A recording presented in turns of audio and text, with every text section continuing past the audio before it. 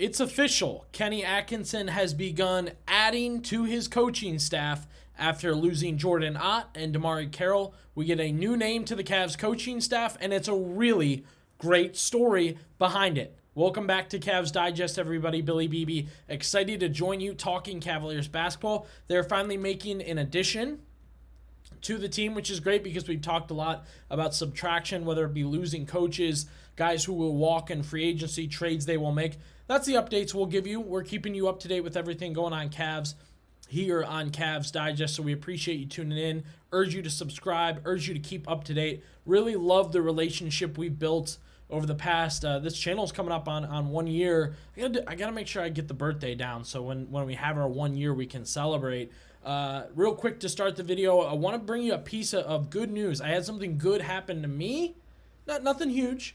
Something good happened to me, so I want to forward that good luck to you. If you're watching this video, I urge it on to you. You can see in the back here, I got my Ken Griffey Jr. Cincinnati Reds jersey. So I'm going to my first Reds game. I'm a Guardians fan, but I want to check out new ballparks, new teams.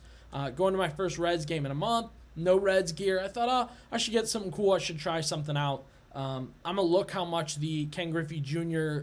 Reds jersey is at like Lids or whatever in the mall. And you guys know probably if you shop at the mall or check out these kind of stores, like it's always expensive. It's always $150, $160. I go in, take a quick look. One jersey left, my size, 35% off Ken Griffey Jr. jersey. So that was my good luck today. I bring it on to you. If you want to subscribe and drop down in the comments, that'll bring more good luck for me. And I will again bring that on to you. So we have talked recently, if you've kept up with this channel, about the Cavaliers coaching staff and Kenny Atkinson continuing to lose guys from a coaching staff that he worked hard to assemble when he got here to Cleveland and had a lot of success with, 60-plus wins, farther in the playoffs than, well, not farther, but I would say more successful in the playoffs than it felt last year. In a way, I guess 1 win each, but I felt like they had a better season than last year, so we'll keep it on that. But they lose Jordan Ott to the Phoenix Suns. You lose Johnny Bryant. You lose Jordan Ott to the Suns. You lose DeMarre Carroll to Jordan Ott and the Suns. And so the Cavs, while they do still have Johnny Bryant, who I still think they may lose to the Knicks eventually, it's on Kenny Atkinson to begin replacing his staff. We knew he would have to do that. And we will get to the importance of this addition. And if you want to go back and watch the Jordan Ott video, we talked about him and Johnny Bryant. And when they lost to DeMarre Carroll, I have that video up also.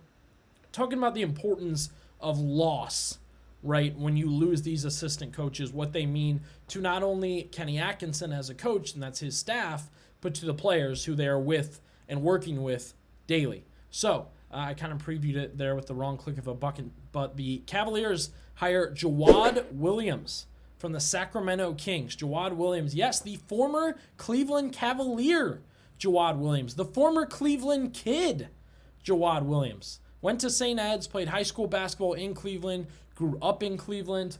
We will talk about his journey with the Cavaliers in just a second, but let's start off with the fact that the Cavaliers hired a Cleveland kid to coach on their staff, right? That's one thing.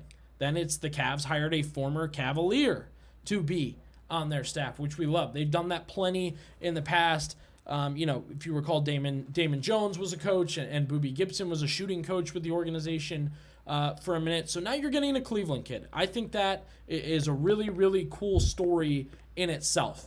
Then you get the former player, and I think that may be the most important part of this. Jawad Williams has had one heck of a career in basketball. You played for St. Ed's, state championship teams there. You go to UNC, University of North Carolina, national championships there. Then he gets to the NBA. He's undrafted. He's struggling to remain with the very good Cavaliers as he ranged from 08 to 11 with the Cavaliers. And that one to me is so interesting because Cavs were a very different team in 2008 than they were in 2011. So he got the full experience there. Waived, cut, let go by the Cavs multiple times in that time frame. So he's going to Singapore, he's going to Spain, he's going to multiple overseas career changes for him. Then back to the Cavaliers, back to the NBA, trying out for teams, training camps. Last man on the roster cut, last man on the roster for a 10-day contract. In those 3 years, definitely very tough for Jawad Williams. Okay, I would definitely say he had a interesting NBA career because it wasn't the average one. It wasn't even the played out his rookie contract, one more team after that out of the league. He was in and out of the league constantly over a 3-year stretch with the Cleveland Cavaliers, and especially going from a national title at North Carolina then to this pitter-patter in the NBA, in and out of the league, in and out of the league. Then he does the same thing coaching. Right? So he goes overseas. He's coaching overseas, making his mark overseas. How does he get to the NBA? How does he get back involved with the league? Mike Brown, who made his own way back into the league after having a few issues. Brown takes over the Sacramento Kings, and he brings Jawad Williams in to work with the younger players, to work on player development. He was on the sidelines directing the Kings player development program. So, he played pro until 2022 overseas. He had a long career playing basketball. I like the idea, and if you watched our DeMarre Carroll video, if you watch the Jordan Ott video, I like the idea of having a guy that has been through all of this NBA, non-NBA, coaching in the NBA, non-coaching in the NBA journey. Because when he's sitting there with the guy, telling him about the league, telling him about how to develop, telling them about how quickly it could be over if they don't work harder. That's truth. That's being real, and that's something important he could bring to the table. When we talked about losing Johnny Bryant, again, the Cavaliers haven't lost Johnny Bryant yet. I still think the Knicks will end up hiring him, but I talked about the relationship with Donovan Mitchell. And the Cavaliers specifically have a young group that Jawad Williams could have an effect on, that he moves from player development with Sacramento to doing something similar here. I imagine he'll sit second row. Maybe he'll even take Jordan Ott's spot on the sideline. I'm not sure if it'll be Carroll's spot or Ott's spot. We don't know that for sure yet. And Amani Bates is going to reap the rewards of that. Jalen Tyson is going to reap the rewards of that. Craig Porter Jr.